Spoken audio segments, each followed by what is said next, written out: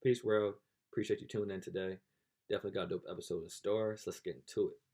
So, today I want to talk about a very interesting topic, and that is revisionist history. So, revisionist history is something very interesting. This is something that occurs in almost all daily aspects of life, whether it's from music, sports, politics, history, pop culture, friends, gossip, all various elements, right?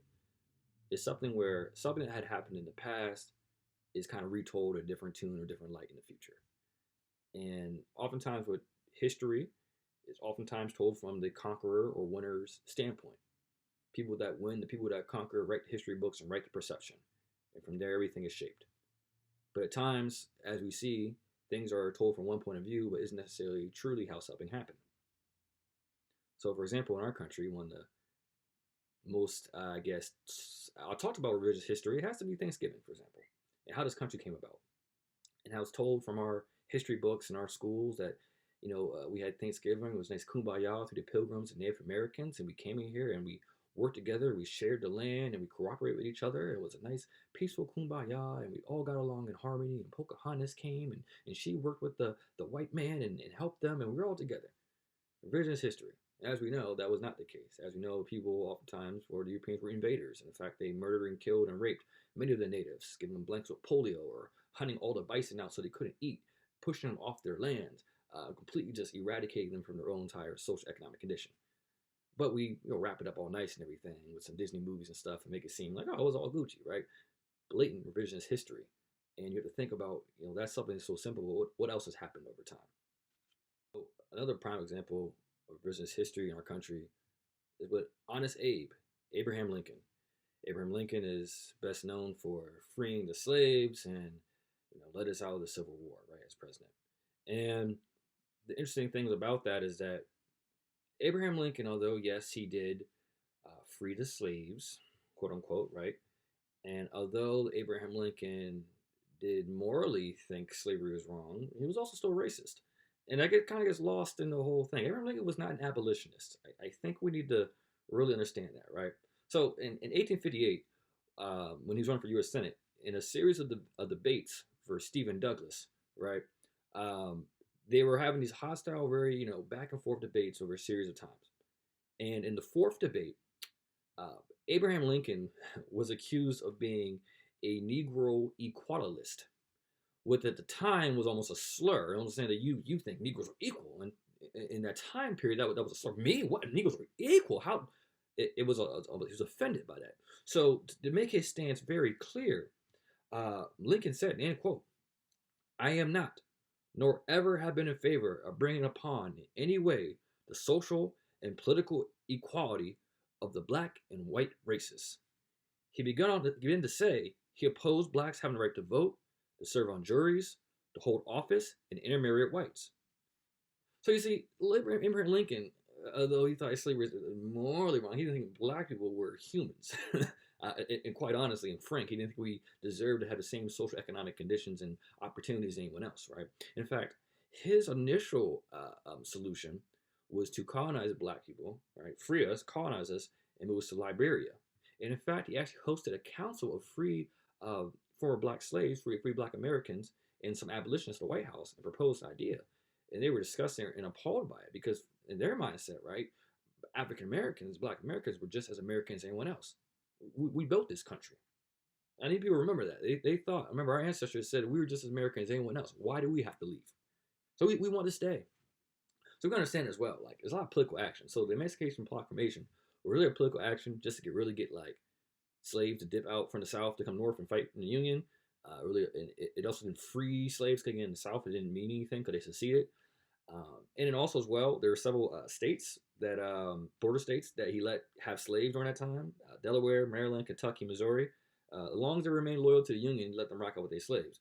So we need to also like kind of understand, like, again, there's a lot of political moves and stuff. But although we're told that Abraham Lincoln is this abolitionist who freed the slaves and did the right thing, like, well, no, it's still kind of racist. Yeah, thanks for freeing the slaves, I guess, but at the same time, it was just a political move, and you didn't think black were equal when you laid it all, so kind of F you too. So again, that's aspect of revisionist history. All right. So George W. Bush, is a big person in revisionist history. So it's very interesting now, in like 2020, how George Bush is like rebranded himself basically as like Bob Ross, like painting pictures and has this like beloved relationship with Michelle Obama that everyone finds adorable and cute and stuff, and it's like this beloved figure. And it's like, yo, this the same George Bush was like this, the same George Bush, the war criminal that let millions of people die and cost us trillions of dollars in debt off of false pretense so we can get some oil. That same George Bush, the same George Bush that during Hurricane Katrina, where millions of black people were displaced and affected, and knew the storm was coming, decided to go on vacation knowing the storm was coming, stayed on vacation after the storm hit. The same George Bush who's vice president, Dick Cheney, during that same period of time during Hurricane Katrina, actually had power diverted away from two hospitals to go to his oil rig, an oil company. That same person as well. You are monsters. um, the same George Bush who a lot of his policies and actions were detrimental and hurt the black community. That George Bush who lists the countless wars and all these soldiers that people died over false pretense, over money and greed. That George Bush. And somehow, some way, W gets rebranded again as like Bob Ross and his lovable character and stuff. And it's like, no, this guy's horrible. How much everybody hates Trump. You look at Dick Cheney, especially.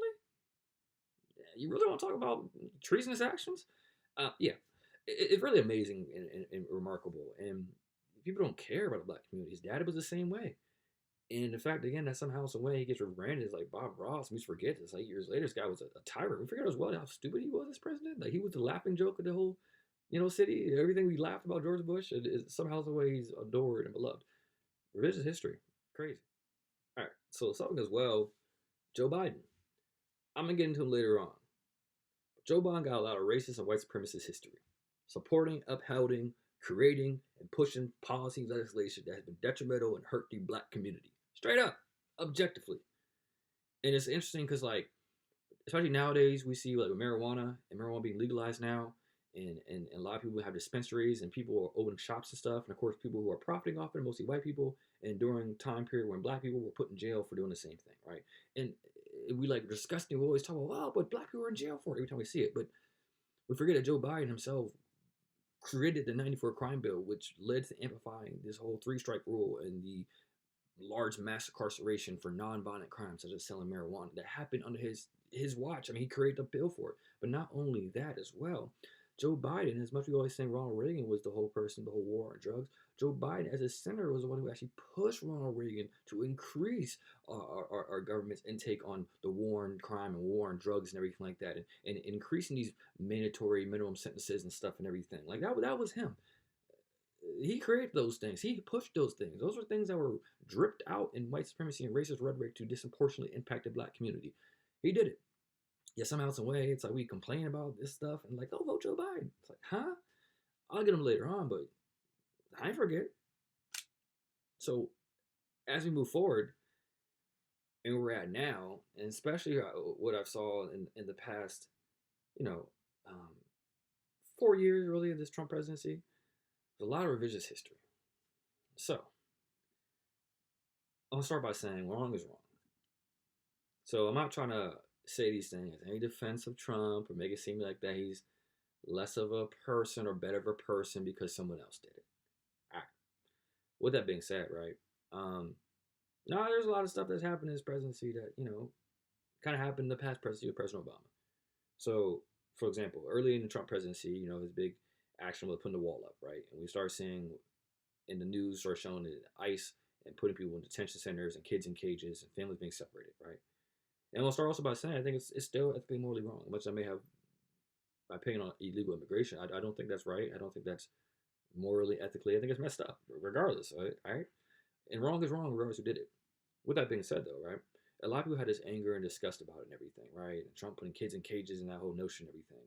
And it's wrong, but at the same time, we have revisionist history by understanding that this was something, a policy that was done during the Obama administration. In fact, these ICE detention centers and people put in cages happened during the Obama administration.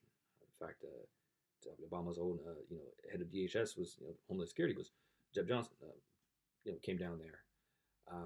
So we understand as well this happened under that past presidency. Kids were separated. Obama deported the most people in this country's history.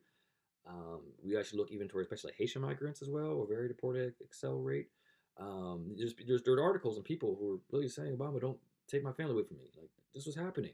It's messed up. But again, if y'all didn't pay attention to it, and because the news didn't talk about it, a lot of people didn't, it wasn't a story. I remember I asked one of my family members who's very, really well respected, beloved, who's a lawyer, one of the smartest people I know. And I asked them, basically about, I told them that Obama administration put these kids in cages and started it first. It looked at me crazy. What? No, he didn't. And they said simply, well, if they did, I would have heard about it. And it's a very interesting point because this stuff happened. And so I think wrong is wrong, but a lot of people have selected hypocritical anger because they're so disgusted and angry at Trump and think that's something that's unqualified, but in the same breath turn around and say, oh, Obama's only scandals will tan suit. It's like, no, it can't be that simple. No, that's not that. We have to stop being kind of naive about what was happening. Wrong is wrong. Just because someone overtly come out like, Trump and with the whole wall and the rhetoric and stuff like that, but the action's the same. So, it's something we have to really be kind of conscious of. All right, so another element that has been revisionist history during this administration has really been with social justice and Black Lives Matters and the racial division in this country, right? And although, yes, the Trump presidency probably has amplified some of the racial dynamic and maybe empowered some, it's very naive in revisionist history to say that he started it and somehow, some way, we're in some kumbaya peaceful time during the Obama administration. Somehow, some way, Trump just united all the races out. Like, dude, we forget that, Trayvon Martin and Mike Brown happened during the Obama administration. That was back during 2013, 2014 that happened. In the protests and the outrage, and with Freddie Gray and Sandra Bland, all these things. This happened during that time. It's very interesting. Colin Kaepernick started taking a knee during that same time. It's like 4 years ago, 4 or 5 years ago. We act like that didn't happen. And we have a precedent for this. And unfortunately, during that time, it was not set great from our executive level. That's the reality. With George Zimmerman starting with Trayvon Martin in that situation, it was interesting that the Obama administration, DOJ, decided to not pursue that case or look into it at all. And during the Mike Brown situation in Ferguson, we forget that Obama's DOJ sent Eric Holder down there, and they decided to not press charges versus Darren Wilson. And in fact, Obama himself defended his own DOJ and defended Darren Wilson in that case. And we forget as well that people were protesting and rioting there. And in fact, the National Guard was sent into Ferguson. That happened. Or in Baltimore, after Freddie Gray, President Obama called the protesters thugs. Use the word thugs. Condemned them as criminals. Of course, he's black people. And sent the National Guard in. We forget that happened. There's been a racial dynamic and racial division in our country for years and years and years. It happened before Trump. It's going to happen during Trump. It's going to happen after Trump. And it's just the reality of it. But this whole, especially Black Lives Matters aspect somehow, some way, like we forget that all happened. And that's why, I don't know what y'all expect's going to happen. Even with Joe Biden presidency and Kamala Harris, I don't know, even with if we get in there, what do you think's going to happen with social justice and elements? When the black president didn't do anything or make any social road strides, what do you think they're going to do? It's very interesting to me that people somehow, some way have forgot about that. But especially in terms of, we talk about the rioting and talk about National Guard being sent in, we see what's going on in Portland, we see what's going on, across the country, Minnesota, and all these various, cities and the uproar and everything. And it's like, this was happening. This had happened in the past president, and the same result happened. National Guard got sent in, people got tear gas, people got, arrested. All that stuff went down, and quickly we forget. Revisionist history, and that's something we need to be very, very aware of. Is that this stuff had happened in our past presidency, nothing changed, and didn't happen in this presidency. It's not going to happen in the next presidency. So we need to try a different approach. I appreciate you tuning in today.